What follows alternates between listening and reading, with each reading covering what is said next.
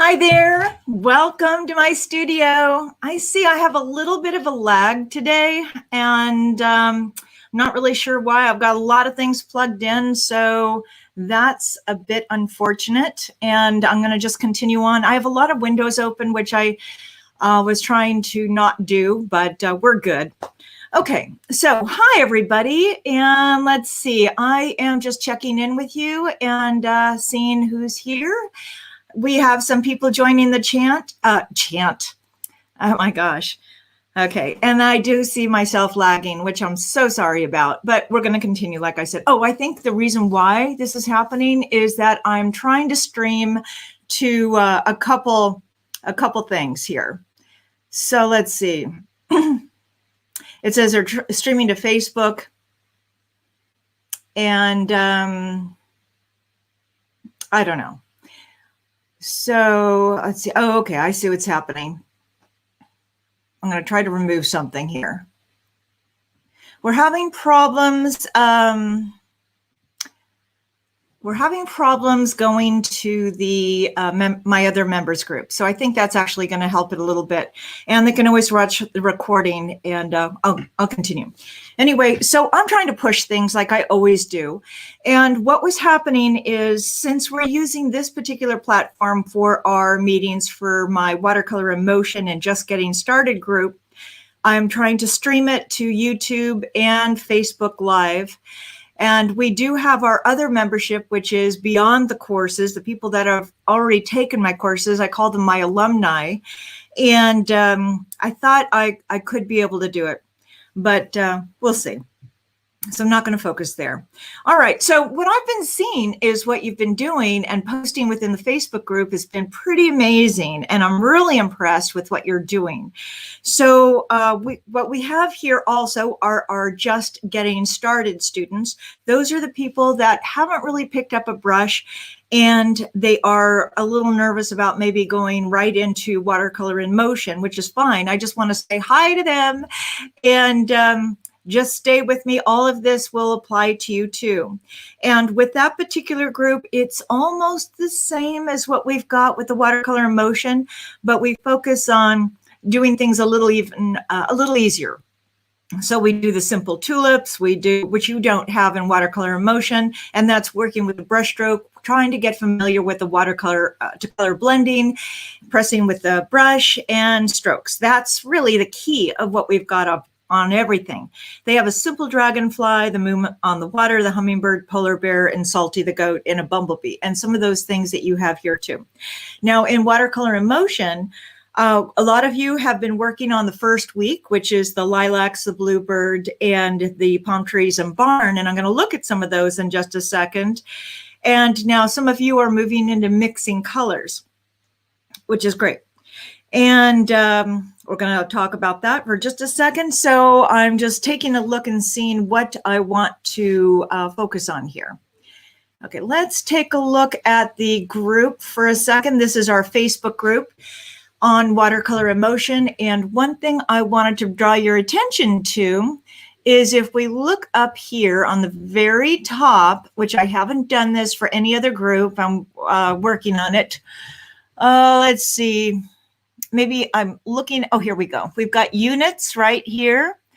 And my plan is to show you like getting started month 1. So hopefully, you know, you'll have, depending on where you come in, you'll have a place that you can go. You can also visit announcements right up here to see anything that was posted previously, which I thought was important.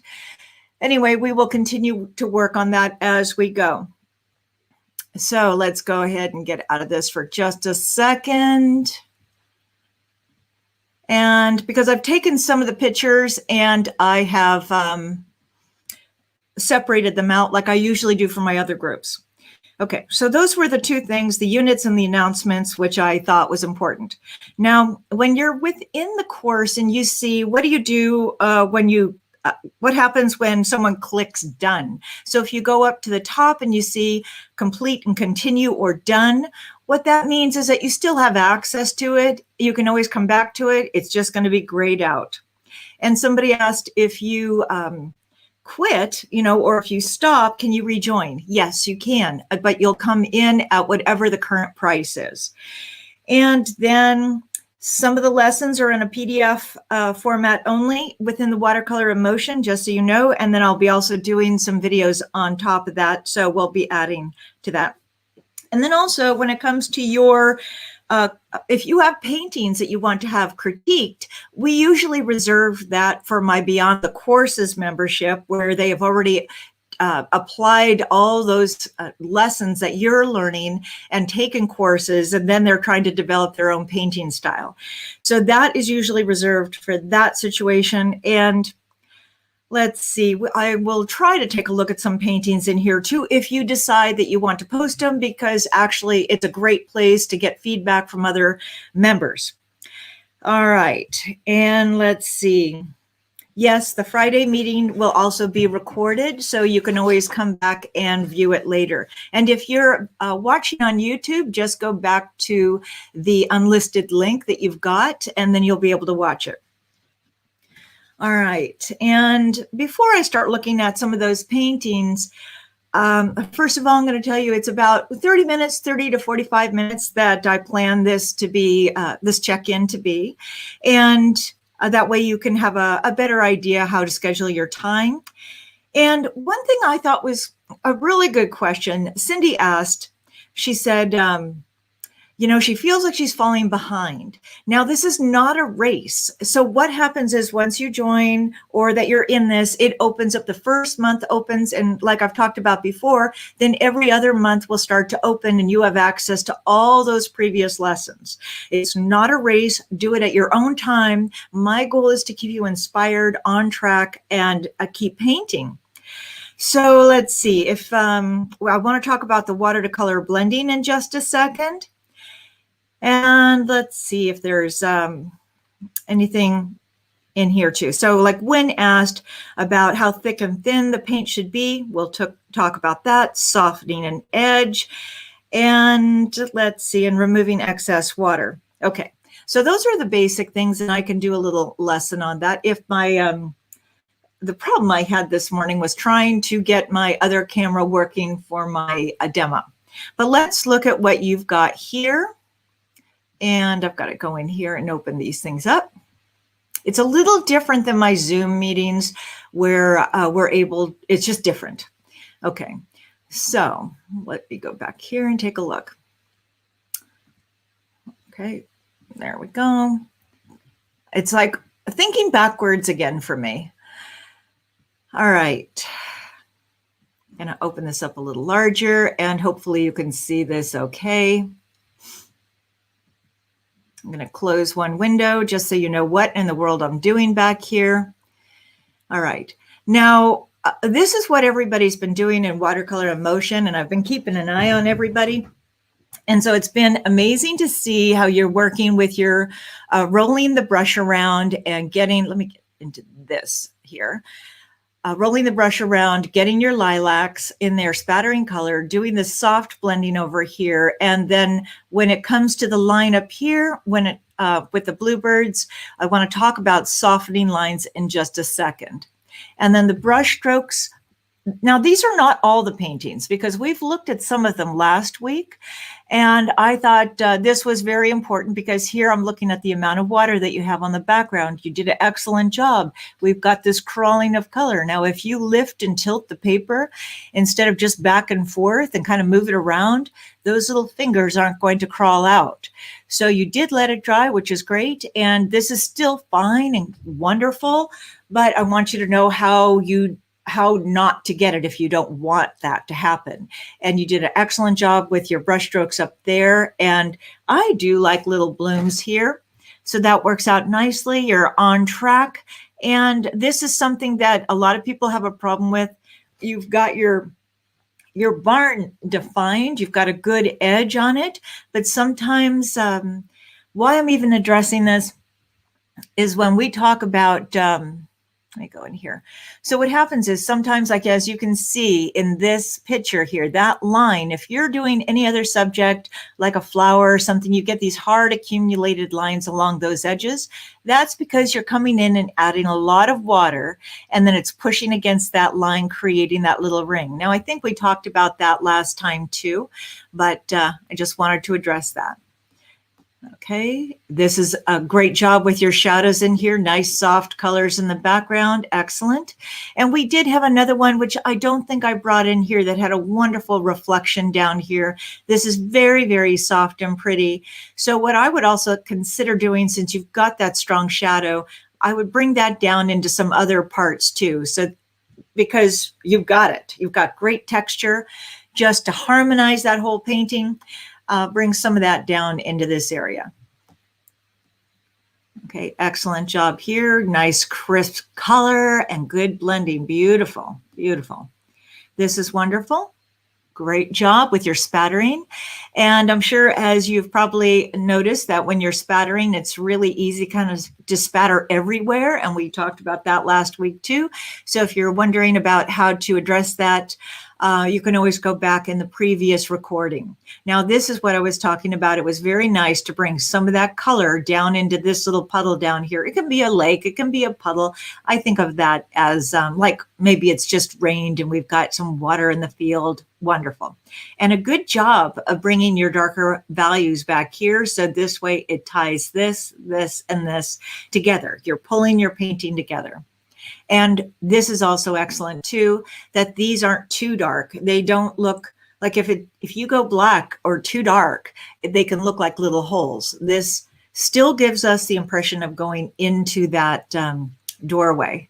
Strong color here, and this is beautiful. Now, what I would do for this, because it would be more effective, and you can still do it now, even though it's dry, because here it's wet, but I know it's dry by now, that you would take a damp brush and just go over that edge just a little bit, just soften, soften, soften. And that way it'll lead the eye through the rest of the painting. Because now my alumni knows this, because I repeat this over and over again, because with those hard edges, your eye is going to go to that. And then when you have any soft edges, your eye travels through the rest of the painting. What I really loved about this is that they took the technique of the little butterflies, the complementary colors, and then incorporated that into the lilac painting, which could also be wisteria, depending on how you want to rotate it. You did a beautiful, beautiful job here. And also this lesson, which we'll see in just a second, the point of this lesson is to be challenging and to have those two colors side by side, or two complementary colors, so it doesn't just turn into one big brown color. That's our challenge here. And you did an excellent job, and your handwriting is amazing. Okay, beautiful, beautiful job. And I also really like how you handled this. Now, looking at this, your brushstrokes are wonderful. This is great. That looks good. Everything looks excellent. And like I said, I love this. If you want this to be a bit more dramatic, you could go darker, just maybe incorporate a little indigo into it if you wanted to do more of a push and pull. Now, it's not really necessary for this, but that's what I would be thinking about, even with those simple lessons. Here you did a great job adding the amount of water into your color, so you're getting transparency through, so we can see through those multiple layers. Great job. And why now a more experienced painter might think, oh, well, that looks very simple. Why are we doing this? I'm looking at the watercolor blending that you have in here, and we can also see how thick you went here. Now, this is still okay, but you're right on track here. I'm developing your skills. You did a great job. And then here, I like how you did the little negative painting around that. That worked well. And also you softened this up nicely. Beautifully done. And this does look more like a lilac just by defining those little edges there. And I bet you probably also got that idea from what we've done in our rock, sand, and sea glass course. Okay, so let's just take a look at this one. Great job. Excellent. You're right on track. Beautiful. So you're just going to get better with the more painting you do. And you've got your strokes down. You're using a great amount of water, and we'll continue to work with values. Beautifully done. Okay, so then let's get out of that for just a second. And then I'm going to go ahead and take a look at one of our other things. We've got three bunchings of paintings that I want to look at. Okay, let's get out of this. Now here I wanted to just take a peek at what's coming up next is that you're going to be working with the color. You're going to learn about lifting color out, moving color around, softening the edge, and that's just in week 2. And then as we go on into the next months, what will happen is you may not have as many lessons as you do in the first month. This is to give you just something to get going and started, because we're going to try to fine tune and hone in on your skills. So let's look at this here. Let's go over there and take a peek. I have a feeling the lag is actually because of all the windows I have open. All right, so I'm looking at the transparency that you have in your color there. Great job, beautiful. Now for these sheets here, what I have downloadable charts, which you have seen, you can do. And this also works well. You can take a little T-square or a ruler, or you don't even need to do that. You can even just do little dots if you want to. Now, the reason why I made the chart is that I don't enjoy making lines and trying to make everything the right size or being that accurate. I like being a bit freer. So you did an excellent job looking at your values and testing your color. Beautifully done. Now for this one, you've got the idea. Now what this is we're taking one basic color and building our value up on that. So you have your lightest color right here, went all the way across, and then slowly started to build it up. Now, I do think that you could have just added a little more water here and had more of a shift, because it's almost the same. So I actually think that would be helpful for you, thinking that this could be a problem with some of your painting. If you are coming in with one value, then we don't have that range. We don't have the depth that we're trying to get. So let me see. I had all of these things over here. Let's go over here for just a second. So what I did is I made like this little thing. You can see that it changes. So it's, wherever it is, lighter over here, and then it gradually gets darker as we go along. Okay, so let's see if there's anything else. And when it comes to color charts, a lot of times I just do it like this. Just little dots. I don't need to put squares in. I'm going to check one other thing here. Okay. All righty. So then let's go back to the chart. Let's take a look at that. And because one thing I want to go into complementary colors in just a second. Great job. Beautifully done. And this right here, I think that, okay, so we're looking at this. And if we go back to that, you can see that you're coming in with some heavy pigment. You don't have a lot of water in here. You have a water right here, but then it's not like that little chart that I just showed you. This is all about the water, just like that. So when we go down to this, what's happening is if you don't have enough water in this area and you have water here and the color is a little too thick and the water in this area can't move, then we've got that blossom. Now we do want to have a nice transition, but in order to have that, we need to have a good amount of water within that rectangle so it can move. So I'd like you to continue to practice this a little bit more. And you're all going to come into this, and that is the foundation to all of our painting. And now I love this. How amazing. This is wonderful to see all of your paintings right here. I love it. And yes, turn them into cards, send them to people, enjoy it. And I thought this was also fascinating how they did 2 different color charts, one with cool, warm colors and one with cool. So that would be something to give, if you haven't tried that, I would suggest that might be a really good thing to try. Now let's go ahead and get out of that for just a second and then go to one thing that has come in. Let's go here. There we go. Okay. So when it comes to this, now I'm just taking a simple geranium leaf and using a green and a red. This isn't mine, but I wanted to make sure that's why we have this lesson. It's a very simple shape. You can lift color out right in here if you want to. Let's see how you're viewing that. You can create those little rings right in here. Let me get in here, go there. Now let's see if I can make this a little bit bigger and see how you're viewing that. Great. Okay.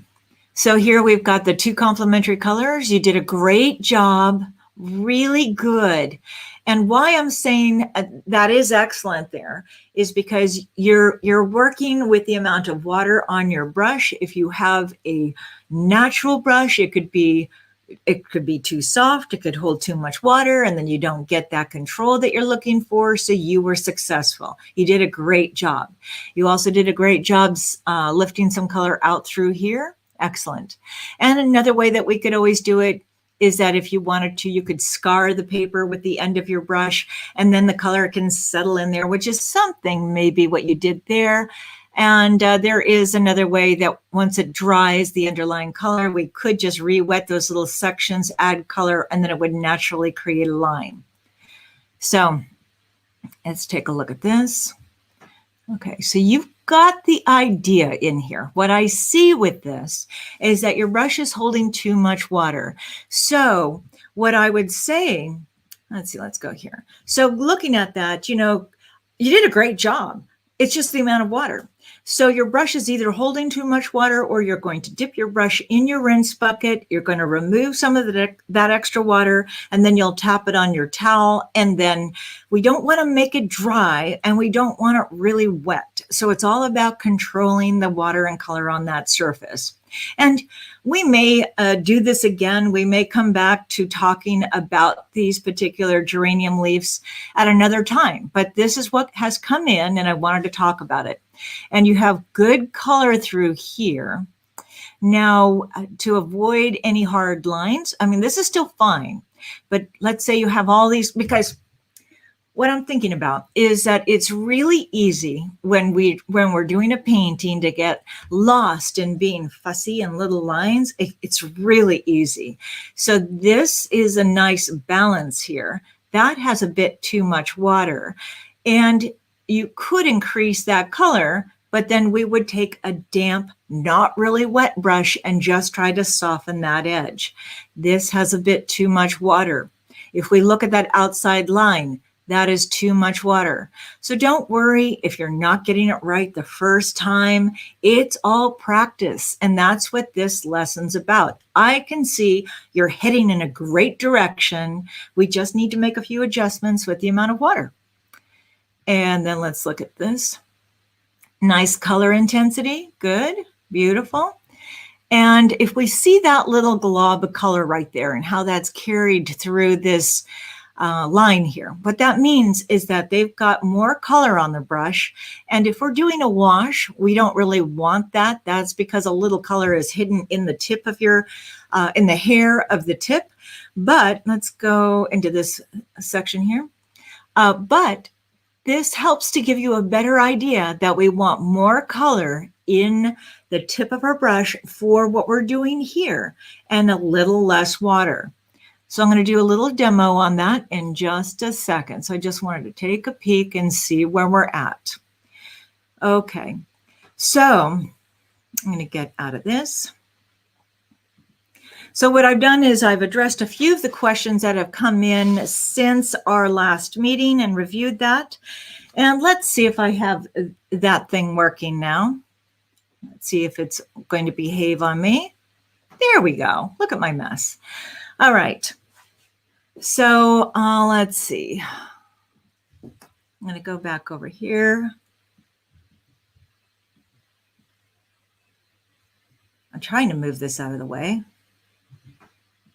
There we go. Okay, I'm just taking a peek and seeing what you're seeing.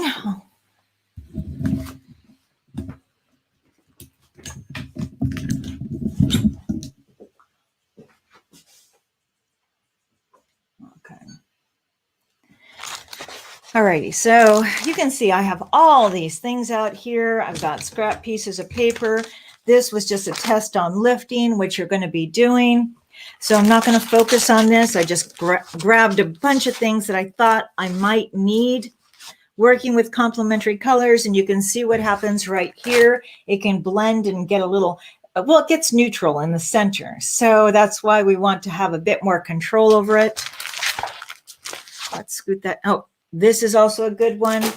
So when you're trying to lift out a little hair, I'm going to bring this over here. So I hopefully, let's do a little demo on that.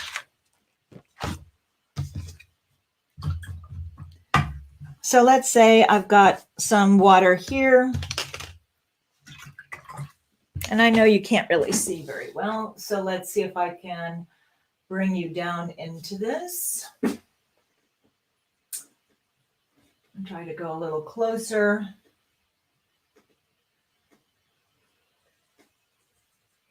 And I think I'm adjusting the wrong camera, so hold on. There we go.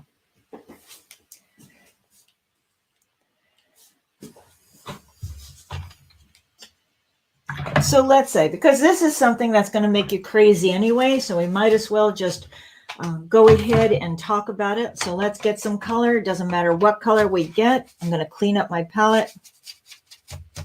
Just like that. Let's say you get, oh, that's a little glob that can hide in your brush if you don't mix it well. Let's get some color on this. And I'm going to take a little hair, something like that, so you can hopefully see that. We've got some little hairs in there. This is what happens if you take your fingernails and you're constantly scratching your paper. You don't want to do that. What you want to do is take a, I'm looking for a small synthetic. I could take a little scrub brush like that. And the only reason why I would take the scrub brush is because it's got very stiff hair. So let's say I go in, I didn't get it wet, so maybe that's not working. I'm going to go ahead and use my little synthetic brush, get it wet, remove the extra water, fan it out, and then I'm going to try to angle it where I'm going to flip my wrist. Of course, it's not working this morning. There we go. I'm not being careful enough. Just like that. Ah. Just when, now I can do this all the time and it's just not working for me today. So I don't know if you can see that. We've got a little hair in there. And why you want to use a synthetic brush is because you're not going to reintroduce water. Why I would consider this, or it's probably a little too small, but a different kind of scrub brush or something that's stiff, is because those would be stiff. I would get it wet, remove the extra water. This is just too small. And then I need a bigger brush than this. This is just too small, but you don't need to watch me fool around with that. It's that idea. We can always come back to that at another time. Now, thinking about, let's say I just turned this around for a second, so it made me think about this. I want to go into that watercolor blending and complementary colors. Let's go out a tiny, oh, no, I think I'll stay right there.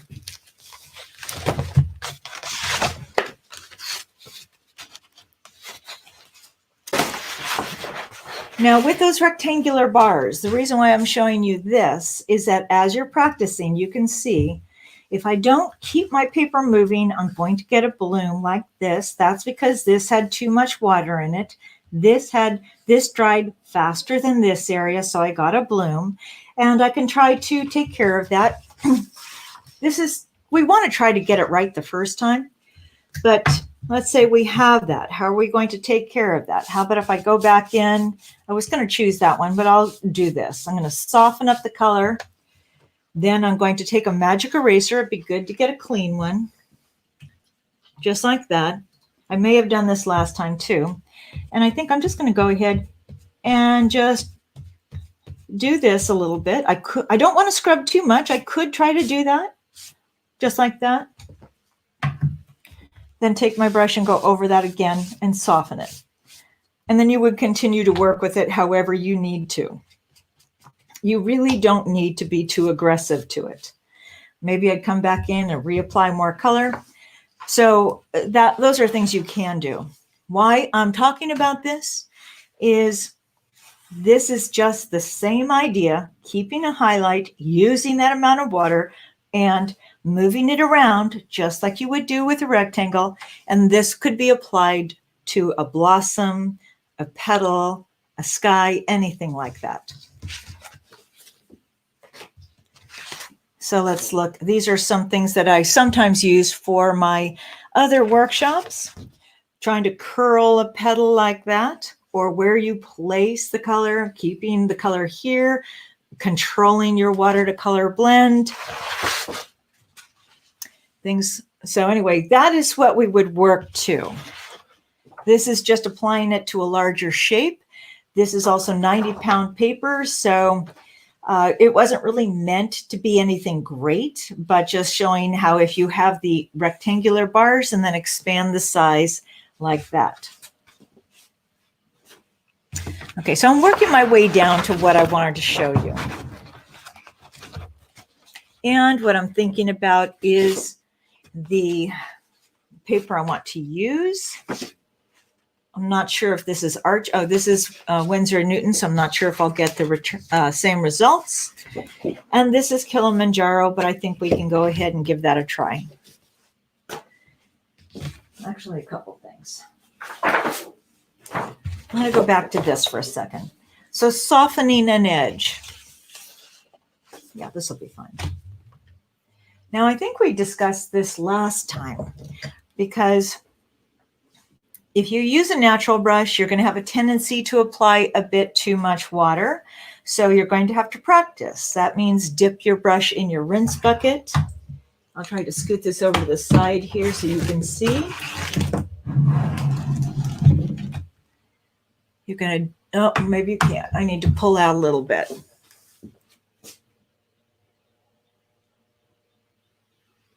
There we go.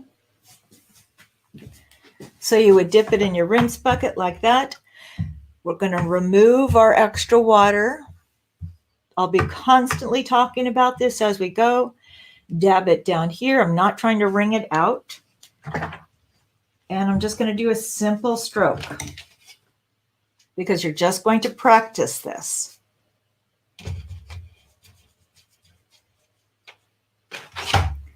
Okay, so if we have just our color, I'm using a blend brush. I'm going to go like that. This is also practicing the stroke right here, changing the amount of pressure, thin and wide, thin and wide. We're practicing. You're not drawing with your brush, you're painting with it. Then we're going to take the number 30, or you could even use a 20, but you'd have to make sure you have enough water. Remove the extra water, and I'm going to go on one side of that line. Just like that. Then instead of dragging that color back over, I might remove it or dip it in my rinse bucket, just like that. And then I'll go along this side. I'm also adjusting the amount of pressure. Because if I go in too thick, I'm also twisting it. Look at that. Okay, it really depends what I'm trying to get. So here I wanted a dry edge. If I want to release more water, I'm going to have a lighter touch. And if I have a lighter touch, like I just did there, it's going to release more water and run back into my color. So I'm going along the edges. And if let's say I've got that, how am I going to get rid of that? I'm going to press a little harder and try to soften it. Now this is 140-pound paper. I'm going to go right over that too, because I'm taking too much time just talking. And you can see the difference. If we have the hard edge and the soft edge like that, what happens is the eye is going to be drawn to the hard edge. So let's go ahead and soften that. And you can see that color spreading like that.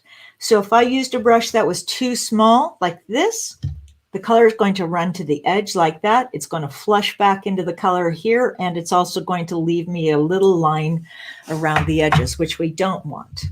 So I'm going to try to lift up that extra water where that color ran to. Okay. Now next, what I'm going to do is just a simple leaf, the little geranium leaf. Let's think about that. I haven't done one for a long time. And I can't even remember how that basically goes. Okay, so then let's take some, I'm going to clean this off a little bit. All right. And I'm thinking, do I want to add my water? Do I want to add my color first? What do I want to do? Now, I don't have a lot of color right in here, so I'm going to just maybe add a bit more. Hopefully I have some right here. I don't want to add too much because my color is pretty polluted in there. I just want to add a little bit so I can clean it out. Bring it in here. So you can see what I'm doing with my color blend. And yes, my palette's really messy because I'm not really invested in a new painting. I'm going to take a little blue, or I could take some permanent sap green, whatever I'm in the mood for. And you can see that it's not really, really wet and runny. I've got a good color intensity. If I want a bigger puddle, I'll add to it. Then for this one, if I want to have that soft blending, I'll go ahead, add my water. My brush was in my rinse bucket, removing the extra water. I'm leaving a bit more on there so I can put water into this shape, because if I take off too much water, it's all going to be dry and, I just won't get the results that I'm looking for. So I've got water in here. I'm almost going to the edge. If you go right to the edge, I could do it with this brush because it has a point to it. But if I used a Hake brush and did that, I could easily go over that edge. So I'm going to go ahead and bring now if you noticed, I went like this, removed the extra water, and then came in. Why I did that was I know I already have enough water on the surface and I don't want to add to it. Okay, then taking my color, I'm thinking I could use a 20 or a 15. And I'm going to go ahead and just go along the edges like that. Let that color run. Now, one thing I just noticed over here, I felt that I was going to press too hard. Now, that's not a problem, but if I press too hard, the color is not going to run, and I want it to travel a little. I'm also thinking, do I want to allow the color to travel? Do I want to paint green all the way around? Do I want, how red do I want that line to be? So I could do it this way, do all that, or the other thing I could do is maybe get my green in the center. I go back and forth between different ways of addressing it. I'm just going to get some different color in here. Then I'm going to lift and try to not necessarily even out the color, but just move it just like those rectangular bars that you're going to do. Just like that. Even if you just did something as simple as this, that would be great. I'm looking at the surface. Let's see how wet it is. Just like that. And then I thought, if I apply color right now to that, it could be soft. I have enough water on the surface, but there's so much water on there that if I add color, it could just take off on me. So to compensate, what I would need to do is go to my color and my palette. Let's clean maybe just a little space off. I would need to use a synthetic or a blend brush. A synthetic would be actually easier. So I'm going to grab one. And why it would be easier is because it holds less water. And I'll be able to get more control. And it doesn't necessarily move. So let's try maybe both. So if I go right in here, I can press a little harder. You can see how that color is staying because I can press harder and get that line. Also, my color is a little drier. I don't have as much water in there. So let's go ahead and maybe expand it a little bit further out. So that's using a synthetic brush with less water. Now, if I used a blend brush, I think I'll use one maybe a little smaller because that could apply too much water. I could probably still do this. Let's take our water on our brush, get more color. Now, I usually do most of my painting with a blend brush, depending on the style of painting that I'm doing. Then I'm going to go ahead and go along the edges. So now this one I feel has a bit more water in there. I can still manage it, but it could get out of control. So I need to keep an eye on it. Then I'm going to go ahead, lift it, because I'm thinking about all those little fingers of color through here, how they're traveling out into my painting. I might lift it this way, that way. And I'm also thinking, do I want to use a hairdryer? Do I want to soften the color with a brush? If I do what we did here with this, I could lift some of that underlying color. So I'm just going to go ahead and move that around. And then if I didn't want to babysit that anymore, I would just use a hairdryer. So that way it's going to stop the color. So let's try that.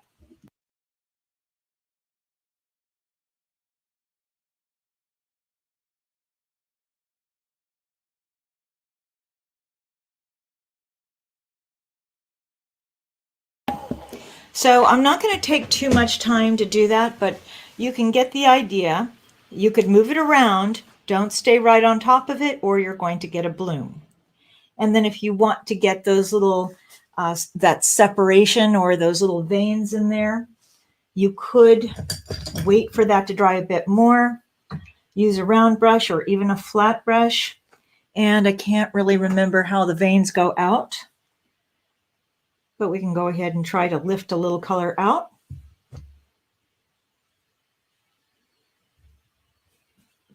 So what I'm doing is doing this and removing that extra water.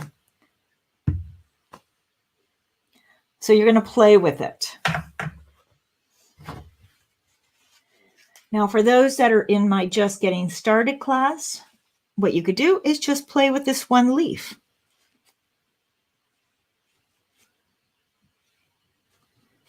And just see what happens. Let's see, I think there was something else.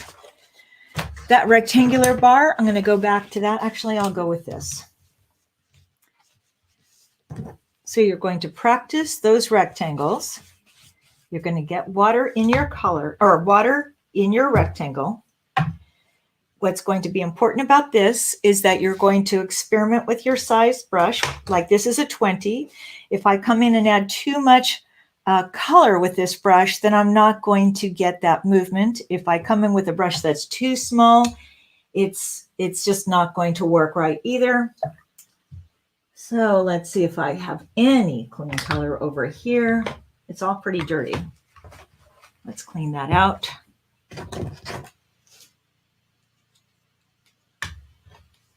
Just like that. So this is what I want to do, is just talk to you a little bit about the surface of the water, surface of the paper. Okay, just a little bit more on that. Okay, I'm going to drop this in. Now, that has a lot of color. That's too much, actually, but we can get away with it. If I turn my brush and try to let just a little bit of that color go into the water there.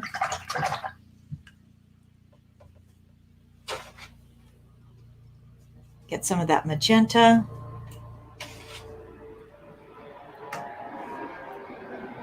Drop that in.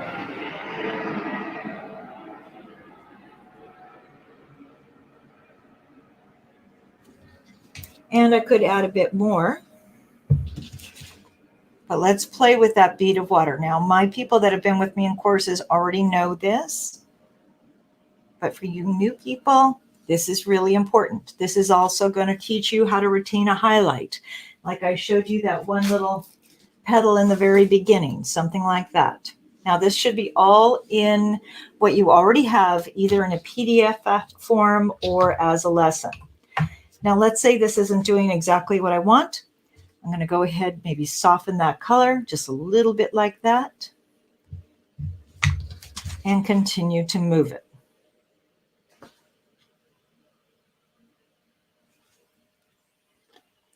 And that's going to be the foundation to a lot of our paintings.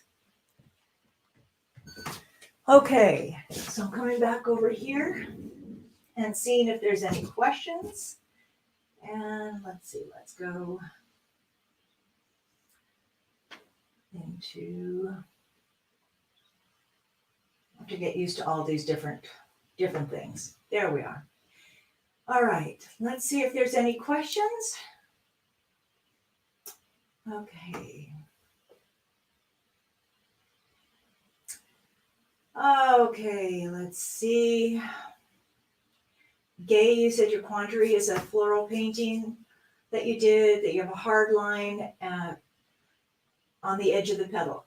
Did that help that idea right there, what I just showed you? It's the amount of water that you're having in that space. So you can write that in so I can take a look at that. Oh, and let's see, you're afraid of the magic eraser trick? No, don't be. And yes, you will lift both colors. You just don't have to be aggressive with it. And how about this? If you want to post that painting within our group, let's take a look at it. So I can, within the Facebook group or privately, so I can take a peek at that. But really, it's, let's see if I can find an example of that. Let's see. I think that's a good question. And then I'm going to let everybody go in just a second. Okay, great. Let's take a look and see if I can transfer over to that. Now we did this. Now I would also suggest that you go back into, I believe the units, go back into our first meeting because we did some talk on that. Oh, I think this wants to be fussy and sometimes it wants to show up and sometimes it doesn't. Okay, so hold on. Let's try something. And those of you that, okay, I'm going to try something here. Those of you that know what I do, I always push what I can do within the system. So there we go. That's not what I want. Hold on. There we go. Nope, wrong. Okay, let's see if that's going there. Let's see if that popped up. No, it's like the forces that be want to say, hey, time's up. So we'll see. Let me try this one more time. I'll see if it works. Okay.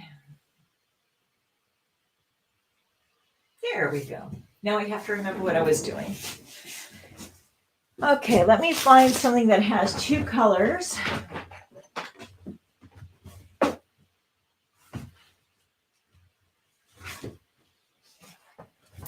How about something like this? Like I don't know exactly, I'm just trying to find a spot. Where can I go? How about this? Well, I like that right there. I don't know. Let's go ahead and decide on a spot. You like your painting and you want to soften an edge. How about if I go right in here, maybe in there or something? Let's just wet all of that. then take your magic eraser, get it wet, and then we're just going to, now this is dark, it's got blue, so that's not really going to lift that well, but I'm just going to take my time. And even though if it lifts any of that background color, how about if I go over here? I'm also changing this so it doesn't stamp the color that I already have. Just take your time. And, you know, if you would rather have, okay, this is probably a good example right there. I'm going to clean this off. And you're not going to be happy with that. So then what you would do, now that you've softened the color, come in with more water, adjust your painting, try to mingle it and incorporate it so you can work with it again.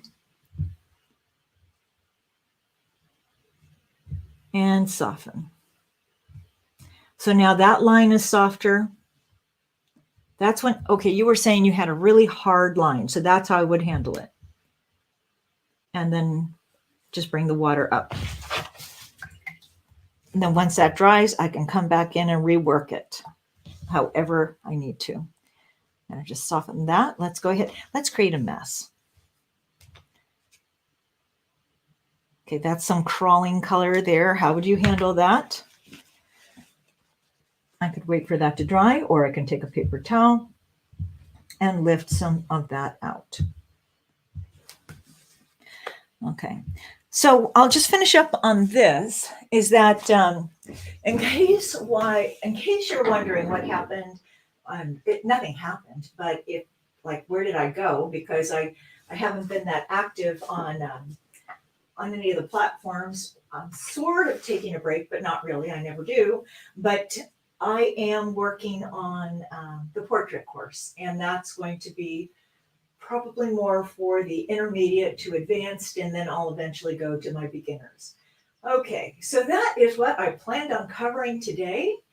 And let's see, Gay, what did you say? What about the line? Let's see, what about that line you have more in the middle? Oh, let's see, the more in the middle. Okay, let me think about that. That will be the last thing. So let me go there.